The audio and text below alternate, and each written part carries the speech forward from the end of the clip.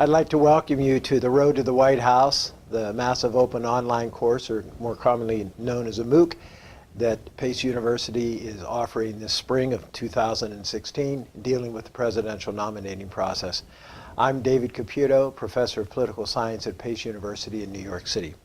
Well, it's the morning after the Wisconsin primary, April 6th, and to say that it was an insignificant primary would certainly be an error. Turned out that Wisconsin may go down in history as perhaps one of the key primaries in the 2016 nominating process. Let me explain why. First of all, let's talk about the results.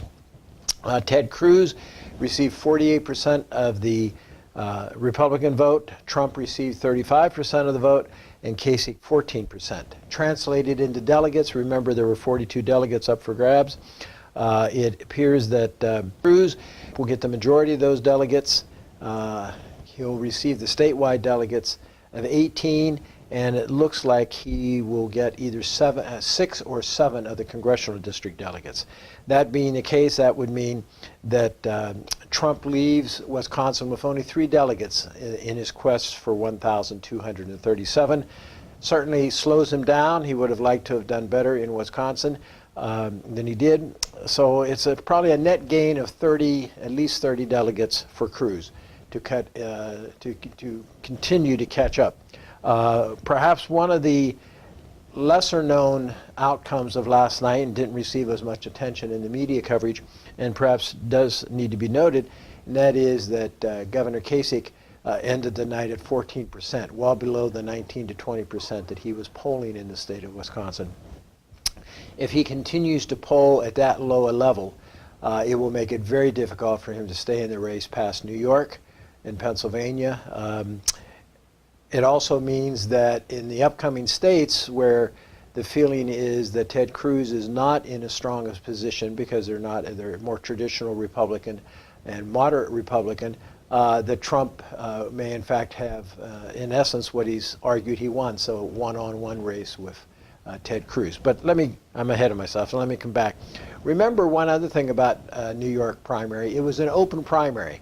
So as a primary in open primaries in the past, Donald Trump had done much better. So the question becomes one of why did Trump lose? And here you get some very interesting results, some speculation. First, it was a bad week. I mean, can you imagine a week being worse? Probably so. But remember, this was with his comments about punishing women for abortion, which he then spent the next 3 or 4 days trying to backtrack on and to change the position. His campaign manager is arrested and charged with battery about an incident involving a campaign reporter.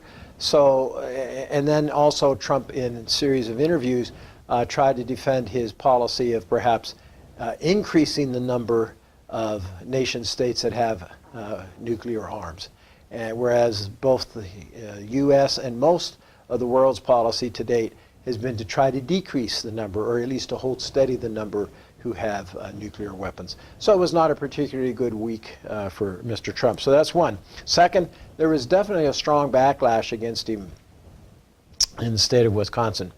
Talk radio opposed him. There were a variety of talk radio hosts who are usually thought of as being conservative. They argued that Trump was not conservative and that he did not deserve their support. And they also supported Cruz. Third, Governor Walker supported Trump, came out about a week before the election. Not only supported him, but also campaigned with him. Walker is very popular among Republicans in the state of Wisconsin. And that endorsement in this particular case was very important for Trump.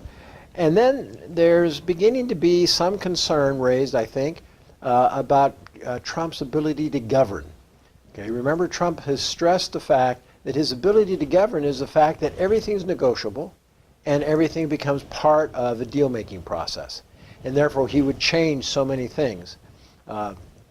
Some people apparently are now having some questions about that, and that was one of the concerns. Now, let me talk for a minute about the exit polls. Remember, the exit polls are done by Edison Research for the media, and the media selectively decides what they're going to release. The discussion for the next few minutes will center on exit polls published in the New York Times today. First of all, when you look at the polls, it's amazing that Trump lost just about every single group. He lost males, voted 48% for Cruz. He lost the female vote. Almost half of the female vote went for Cruz. He lost the younger voter. He lost the 30 to 44. He lost the 45 to 64. And he lost the 65 and over vote. Very different from prior states. In cities, if you had a city over 50,000, it also voted for Cruz.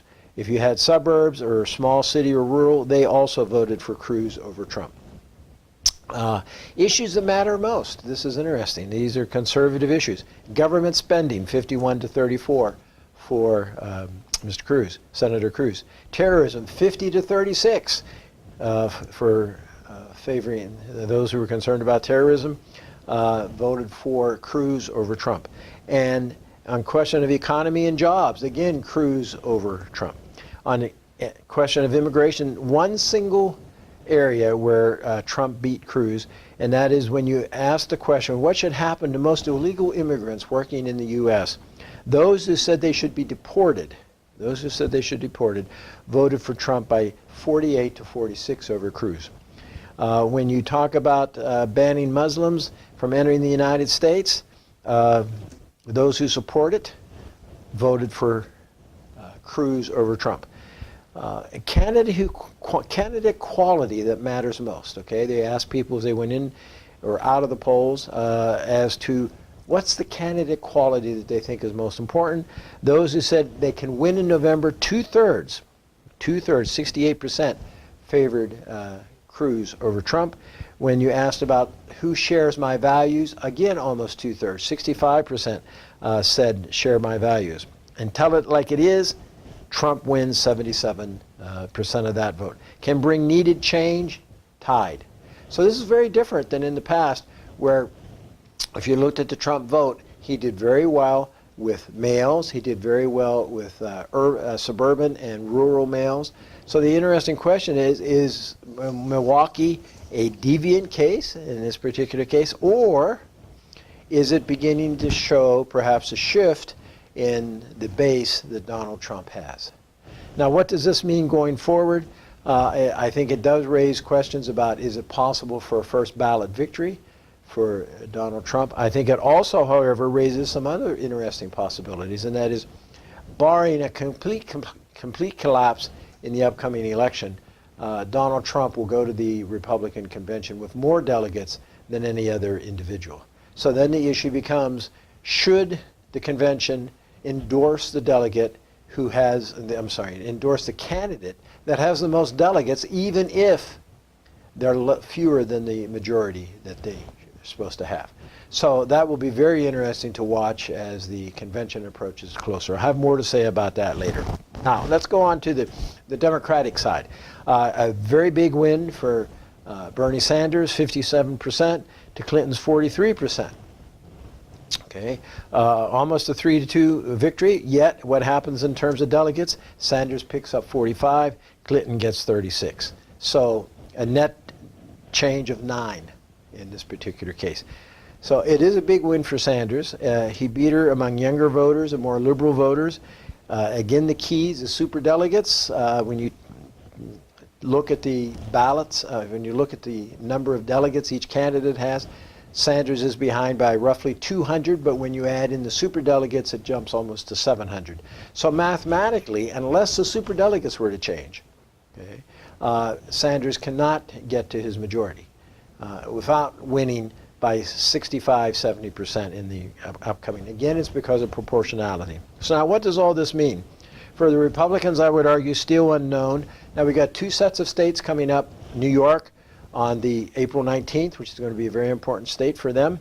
A large number of delegates. I'll have a separate set of comments on New York in the next lecture. But that will be an important, and then the week after, the 26th, you have Connecticut, Pennsylvania, Delaware, Rhode Island. Those are important states too, because Northeast should favor Trump. And they're not as conservative as some of these other states, which should hamper Cruz. So don't write off Donald Trump yet in terms of being able to get to 1237. For the Democrats, it certainly sets up a very interesting New York primary, and then it sets up some interesting primaries the following week in the same states in Pennsylvania, Connecticut, Rhode Island, and so forth. If you look at the money raised on the Democratic side, Senator Sanders has more than 2 million donors, and he raised $109 million during the first 3 months of 2016. Secretary Clinton raised $75 million and has 1 million donors.